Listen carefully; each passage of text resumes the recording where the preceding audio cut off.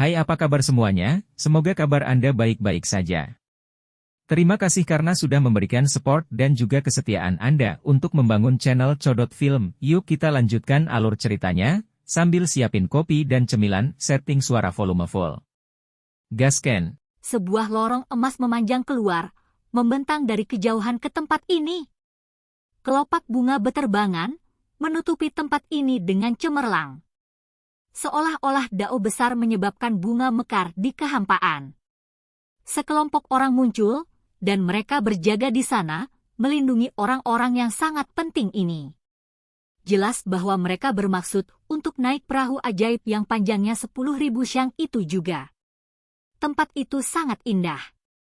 Artefak magis yang kuat membuka jalan, meletakkan jalan emas. Hujan bunga yang tak berujung tersebar, melepaskan aromanya. Kelebihan apa? Inilah yang dipikirkan semua orang dalam hati, tetapi tidak berani mengatakannya. Ketika mereka menghadapi orang-orang ini dari alam yang lebih tinggi, mereka merasakan penghormatan bawaan terhadap mereka. Hal ini adalah peristiwa yang cukup besar. Sekarang orang-orang dari alam yang lebih tinggi muncul, berbagai sekte secara alami terguncang. Mereka harus memperlakukan mereka dengan hormat, atau siapa yang tahu jenis bencana apa yang akan menimpa mereka. Hanya mereka yang memiliki koneksi ke alam yang lebih tinggi seperti gunung abadi yang tampaknya relatif tenang. Para pembudidaya sekte lain tampaknya telah mengurangi harga diri dan arogansi mereka. Mereka semua membawa ekspresi hati-hati dan hormat. Bahkan Qin Ming dan yang lainnya mundur. Meskipun mereka tidak membungkuk untuk menjilat, mereka masih menahan rasa takut, tidak ingin terlalu dekat. Mereka semua ingin berdiri di samping. Mata Shi Hao berkedip-kedip. Dia tidak pernah menyangka akan melihat pemandangan ini begitu dia tiba di wilayah misterius itu. Dia telah mendengar sebelumnya bahwa ada wanita bangsawan dan bakat heroik yang turun, tetapi dia tidak berpikir bahwa dia secara pribadi akan bertemu mereka hari ini. Tokoh-tokoh besar tidak bisa turun. Ada batasan kuat yang menghentikan mereka, tetapi itu mungkin bagi generasi muda untuk melakukannya. Mereka mampu turun melalui bencana besar. 10.000 perahu ajaib panjang siang biasanya akan melakukan perjalanan melalui berbagai bagian wilayah misterius. Ia bisa melakukan perjalanan 1 juta li dalam sehari dengan kecepatannya yang luar biasa, dan hanya akan berhenti di beberapa tempat penting. Orang-orang dari alam yang lebih tinggi langsung memasuki perahu. Kapten kapal dan staf lainnya semua menyambut mereka dengan penuh hormat dan kesopanan. Orang-orang ini ingin berkeliling wilayah misterius. Tujuan mereka adalah untuk memahami dengan jelas area penting dari sekte yang berbeda dan mengalami kondisi lokal dan adat istiadat dari alam yang lebih rendah, jadi menaiki perahu ini bukanlah pilihan yang terlalu buruk. Mereka juga naik perahu ini. Mata Shi Hao berkedip dengan cahaya. Mereka telah berada di alam bawah selama beberapa hari dan telah menjelajahi banyak gunung dan sungai besar. Setelah mendengar tentang kapal yang berharga ini, mereka secara khusus datang ke sini untuk menggunakannya sebagai cara untuk menjelajahi wilayah misterius itu. Seorang individu yang tahu lebih banyak informasi orang dalam berbicara. Mungkin ada sosok surgawi di antara mereka dari gunung abadiku juga. Qin Ming tergerak ke dalam. Dia telah menerima sedikit informasi dalam klan juga. Hatinya mulai membara dengan gairah, dan dia benar-benar ingin lebih dekat untuk mengetahui lebih banyak tentang mereka. Jika dia bisa menjalin hubungan dengan salah satu dari orang-orang itu, maka statusnya di sekte akan langsung meningkat di masa depan. Namun, dia juga takut memprovokasi masalah yang tidak perlu dan harus menerima konsekuensi menggigit lebih dari yang bisa dia kunyah. Shi Hao tenang dan tenang. Dia diam-diam mengamati semuanya, tanpa niat untuk melakukan kontak yang tidak perlu dengan mereka. Dia tidak punya alasan untuk mencari orang-orang berbakat itu, dia juga tidak merasa bahwa mereka spesial. Karena itu, dia tidak akan mengungkapkan ekspresi yang tidak biasa. Pada saat ini, Banyak pembudidaya di sekitar perahu melangkah maju, mengambil inisiatif untuk menyambut mereka dengan sangat antusias. Cahaya yang berharga terus melonjak, dan energi keberuntungan mengelilingi perahu besar itu. Tempat ini sama sekali tidak damai. Hanya setelah waktu yang lama berlalu, semua orang mundur. Sementara itu, para jenius dari alam yang lebih tinggi itu telah lama memasuki kapal. Perahu besar berhenti di sini selama setengah hari. Orang-orang dari sekte memasuki perahu satu demi satu. Tidak butuh waktu lama bagi Qin Ming untuk naik dan kembali. Ketika dia kembali, ekspresinya agak tidak wajar, dan dia membuka mulutnya, seolah-olah dia akan mengatakan sesuatu. Shi Hao tidak mengatakan apa-apa dan hanya menatapnya dengan tenang. Kabin tamu terhormat telah dipilih oleh alam yang lebih tinggi. Kami hanya bisa tinggal di kabin bawah. Dia berkata. Shi Hao mencibir dan berkata, Gunung Abadi yang agung, yang dikenal sebagai warisan abadi yang mengklaim untuk menegaskan dominasi atas 8 wilayah, ternyata hanya memiliki jumlah kepentingan ini. Kata-kata seperti apa yang kamu katakan? Ada orang-orang di samping yang tidak puas, menunjukkan sedikit permusuhan padanya. Shi Hao menyapukan pandangannya ke arahnya dan berkata, berbicara dengan jujur, bukankah kalian semua cukup kuat? Jika saya tidak salah, kabin itu seharusnya menjadi milik Anda juga, bukan? Namun pada akhirnya, mereka ditempati oleh orang lain, sementara kalian semua bahkan tidak mau melawan mereka. Qin Ming dan beberapa wajah orang lain menjadi jelek. Tidak ada yang keluar dari mulut mereka. Mari kita tunggu saja dan jangan naik perahu. Jika tidak, jika berita tentang kalian semua dikejar menyebar ke dunia luar, itu akan terdengar buruk dan merusak martabat Gunung Abadi. Shi Hao mengejek. Di antara mereka yang datang dari alam yang lebih tinggi, ada juga sosok surgawi dari Gunung Abadi saya, jadi ini bukan sesuatu yang memalukan, kata Qin Ming, wajahnya tidak senang. Dia mencoba menengahi situasi dan membuat Shi Hao naik perahu, tetapi pada akhirnya, dia ditolak. Saya adalah kaisar manusia dari suatu negara, dan saya belum jatuh ke titik di mana saya perlu diberitahu di mana harus duduk. Saya dapat memilih sendiri, dan saya telah memutuskan perahu ini tidak cukup baik. Karena itu, kami akan menunggu, kata Shi Hao. Qin Ming hendak membantah, tapi kemudian dia ragu-ragu. Dia tahu betapa tegas dan kuatnya batu kecil itu, jadi dia tidak ingin beberapa perubahan terjadi ketika mereka begitu dekat dengan akhir acara ini. Dia berkata, tunggu sebentar. Gunung Abadi dikenal sebagai kekuatan puncak di wilayah misterius, sehingga secara alami memiliki koneksi sendiri. Latar belakang perahu berharga ini cukup dalam, tetapi mereka juga terlibat. Mereka langsung menemukan nakoda kapal dan memintanya mencari cara untuk mengakomodasi situasi tersebut. Apakah itu situasinya? Ada kabin tamu terhormat yang digunakan untuk keadaan darurat, jadi itu untuk kalian semua. Prosesnya masih bisa dibilang berjalan lancar. Qin Ming bergegas kembali untuk meminta Shi Hao masuk ke kapal. Jika mereka menunggu lebih lama, mereka mungkin menarik terlalu banyak perhatian dan dengan mudah menyebabkan masalah. Shi Hao tercengang.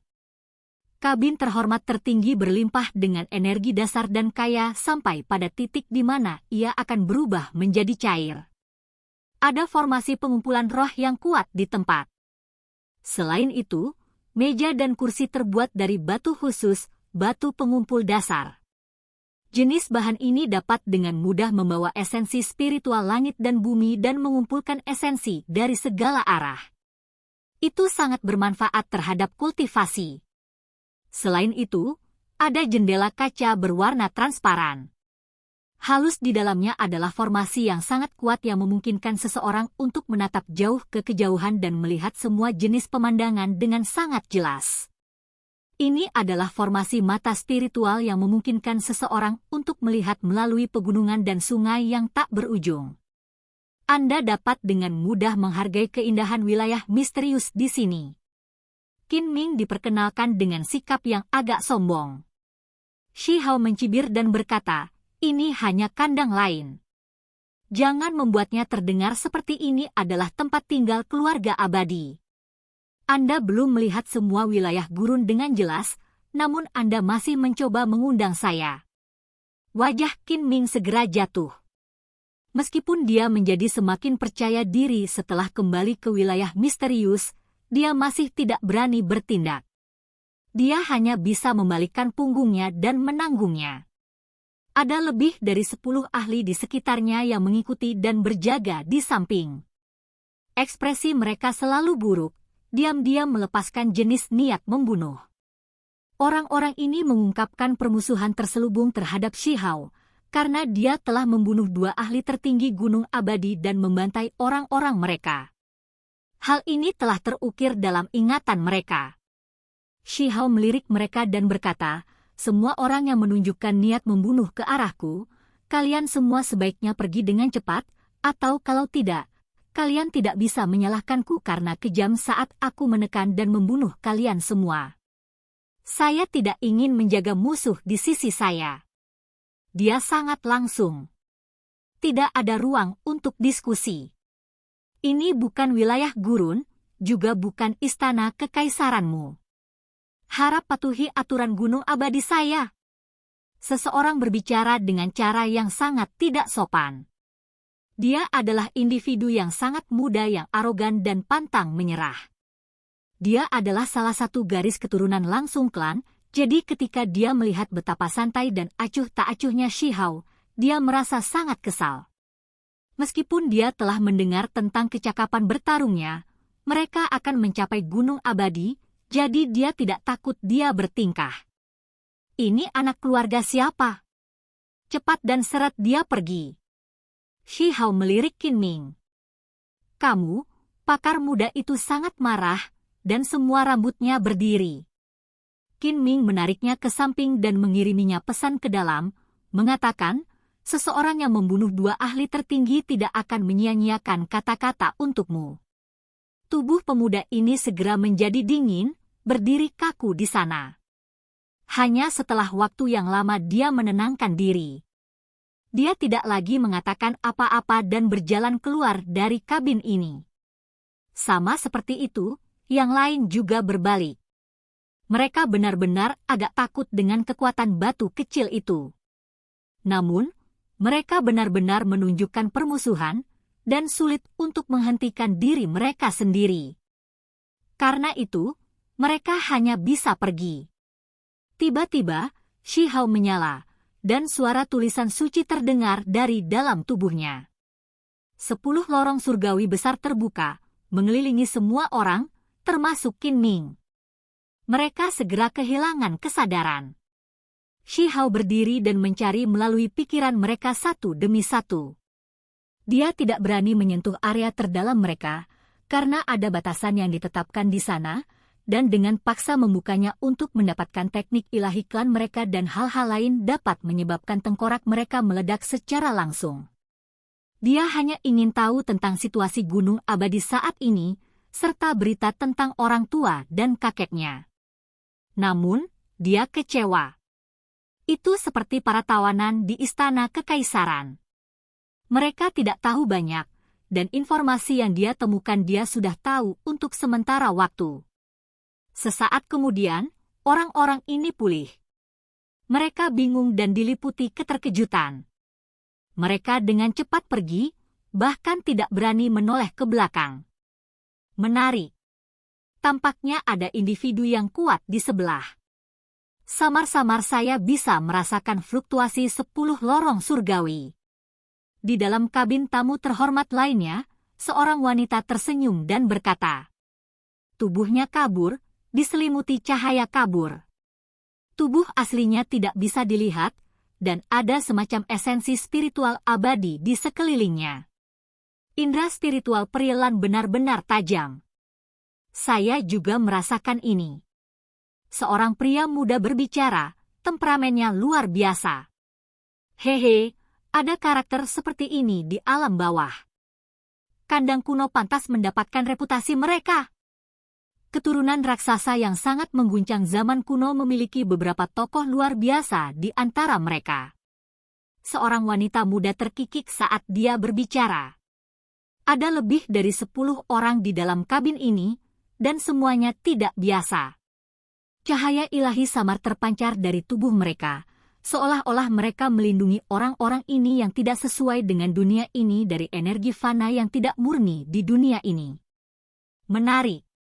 Mengapa kita tidak mengundang orang itu untuk melihatnya? Laki-laki lain berbicara. Area di antara alisnya menyala, mata vertikal itu tampaknya mampu menembus ke dunia bawah. Ayo lakukan itu. Dia mungkin anak laki-laki cantik yang sangat heroik dan tak tertandingi. Jika dia bisa membuat seorang kakak perempuan tinggal di alam bawah ini, itu mungkin akan menciptakan kisah cinta yang hebat. Benar, bukankah ada peri yang turun ke alam bawah untuk mengikat ikatan dengan manusia? Kakak perempuan di sini harus bekerja keras. Ada 2 wanita muda yang sangat bersemangat. Mereka bergoyang-goyang karena tawa. Cahaya cemerlang menutupi tubuh mereka yang suci dan tanpa cacat. Mereka bukan dari ras yang sama dan berasal dari warisan yang berbeda, jadi ada persaingan di antara mereka. Ada beberapa hubungan persahabatan, tetapi kebanyakan dari mereka adalah saingan. Lebih baik berkunjung secara pribadi untuk menghindari terlalu tidak sopan. Kata wanita berbaju biru. Sosoknya yang cemerlang berdiri, cahaya biru menyala di sekelilingnya seperti nyala api, mengelilingi tubuhnya yang panjang dan ramping. Ketika 10 atau lebih individu yang berdiri di luar kabin tamu terhormat Shi Hao melihat para murid elit dari alam yang lebih tinggi, mereka semua terguncang. Mereka tidak bisa membantu tetapi mundur, mereka semua merasa ketakutan. Ketika suara ketukan terdengar, Qin Ming secara pribadi membuka pintu. Ketika dia melihat orang-orang ini, dia sangat terguncang dan buru-buru menyambut mereka. Maafkan aku untuk kemunculan mendadak ini. Wanita berpakaian biru itu cukup sopan. Meskipun penampilan aslinya tidak dapat dilihat di bawah pancaran cahaya di sekitarnya, suaranya manis dan menyenangkan untuk didengarkan. Itu juga memberi orang lain perasaan lembut juga, yang tidak kurang sopan santun. Shi Hao bangkit dan merespons dengan tenang. Sambil tersenyum, dia berkata, perjalanan ke depan masih panjang. Memiliki tamu adalah hal yang beruntung. 6 atau 7 elit dari alam yang lebih tinggi memasuki ruangan ini, dengan kebanyakan dari mereka adalah wanita muda. Ini membuat Qin Ming merasa sangat takut, seolah-olah akan ada bencana yang akan datang. Itu karena dia dengan jelas memahami keberanian batu kecil itu. Dia takut dia akan dengan paksa merebut wanita-wanita ini dan salah dengan peri dari alam yang lebih tinggi. Itu karena dia melakukan pelanggaran di masa lalu. Peri surga mending sekte menghilang, dan dikabarkan ada hubungannya dengan dia. Wanita berpakaian biru itu memandang Shi Hao dan menunjukkan ekspresi terkejut. Matanya berputar-putar dengan pancaran sinar. Dia benar-benar tercengang. Usia pemuda ini tampaknya tidak terlalu besar, tetapi kekuatannya sangat mengejutkan, sampai pada titik di mana masih ada potensi tak terbatas yang menunggu untuk dibuka. Jika saya boleh bertanya, berapa umur saudara Shi? Wanita berpakaian biru baru saja mengetahui namanya. 15. Ketika kata-kata ini terdengar, para wanita muda ini tidak bisa menahan perasaan heran. Mata mereka berputar-putar dengan cahaya, dan mereka terus menatapnya. Di dalam kabin tamu terhormat lainnya, beberapa pria dan 2 wanita muda yang belum datang merasakan kelainan di sisi ini. Salah satu dari mereka tertawa ringan dan berkata, apakah mereka benar-benar bertemu dengan seorang jenius? Wanita muda lain dan menggoda, apakah ada peri yang akan jatuh ke dunia manusia dan tinggal di sini? Oke guys, jangan lupa like, comment, share, and subscribe di channel Codot Film. See you next video, PH out and bye-bye.